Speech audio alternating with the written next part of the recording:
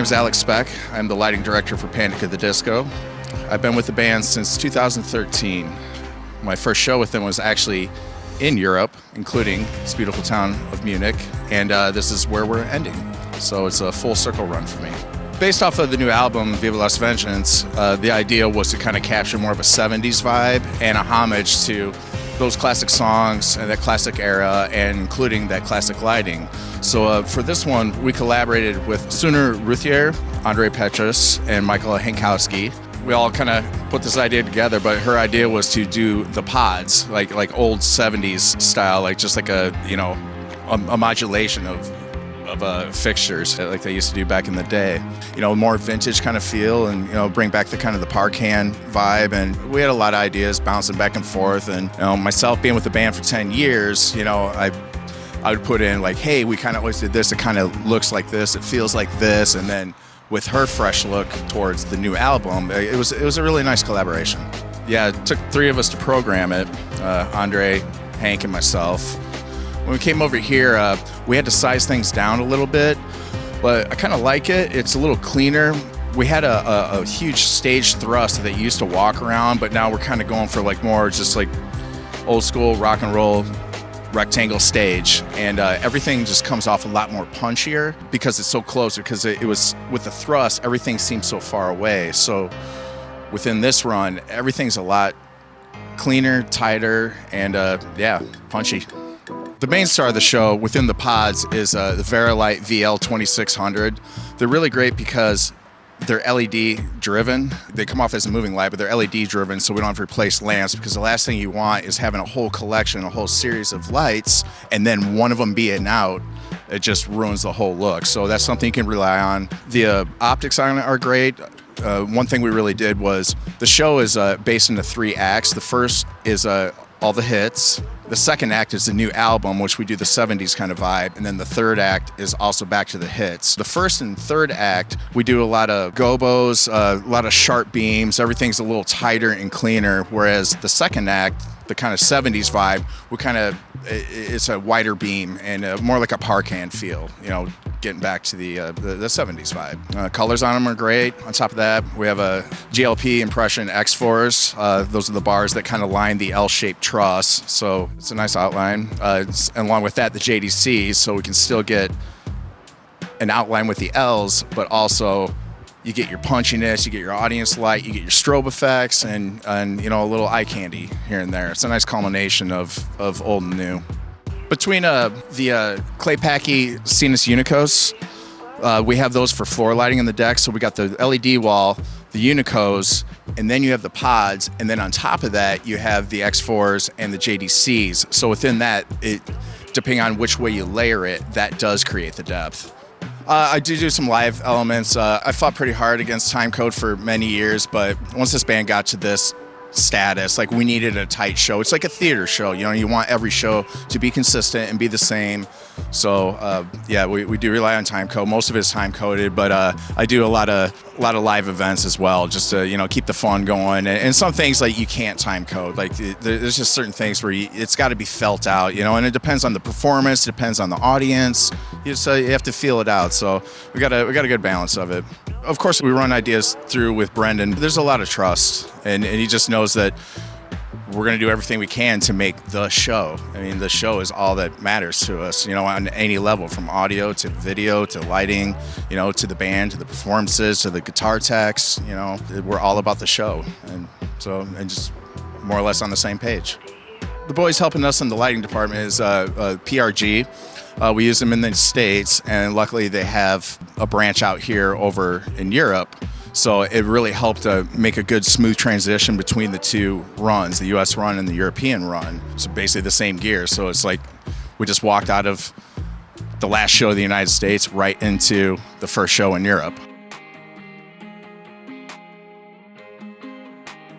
My name is Spencer Jones. I'm front of house engineer for Panic at the Disco. When I first started, it was only 4 band members. Just drums, bass, guitar, and Brendan played guitar and keys. As far as challenges, I guess having a lot of people in the band, trying to balance all those out so that everyone is heard. without just like getting extremely loud, obviously. So balancing all that out can be a challenge at times, but there's a lot of things going on in the songs, you know, with the horns and strings and things, and also supplemental tracks that have, you know, synths and different things on them as well. So a lot of times the challenges are the venues themselves and the acoustics and just fighting that. We are using the GSL system as the main hangs. Number of boxes depends on the venue, obviously. Rely on a great system tech, Joachim de Wolf, to make it sound great. And then the side hang is KSL. There's flown J subs on each side. Ground subs, I believe, are GSL. Front fills are Y10s, so all DMB, and it's been great.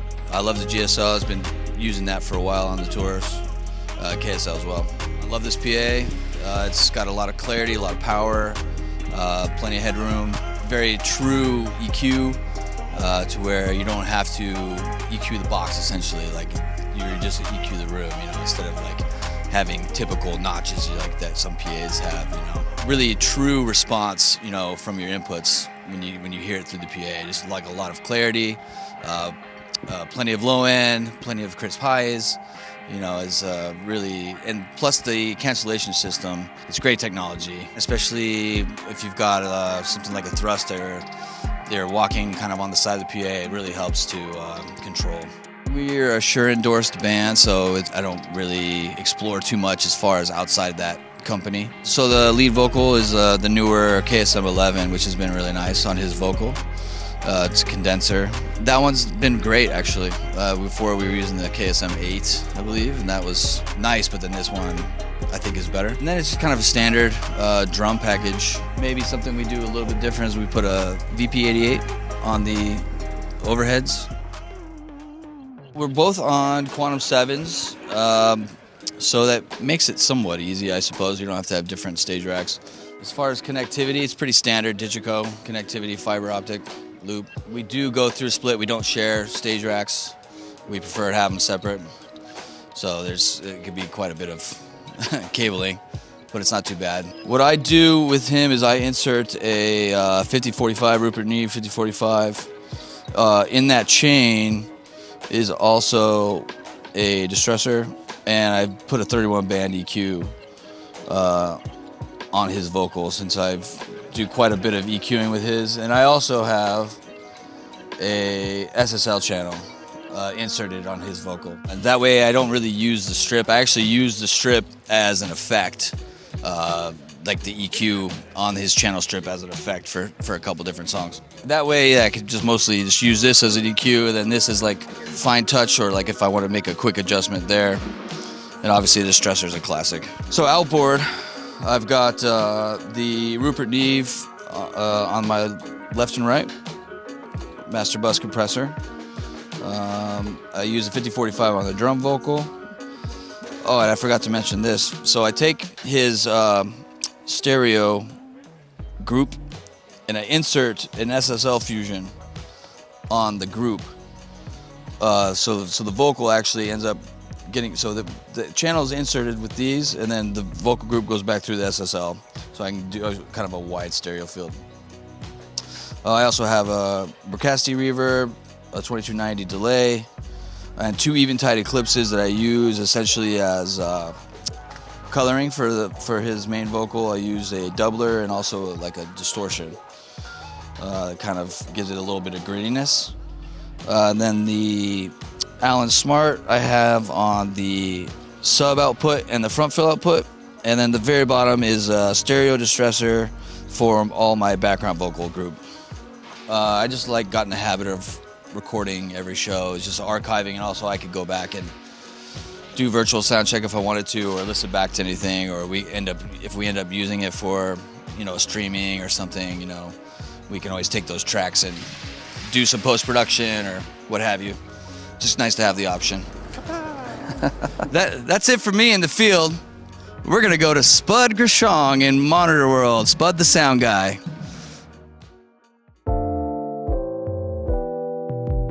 My name is Spud Groshong. I'm the monitor engineer for Panic at the Disco. I've been with Panic at the Disco for 9 years, and this is our last run. In the beginning when I started, we were very small crew. Everybody was on the same bus, band and crew, just one trailer behind the bus.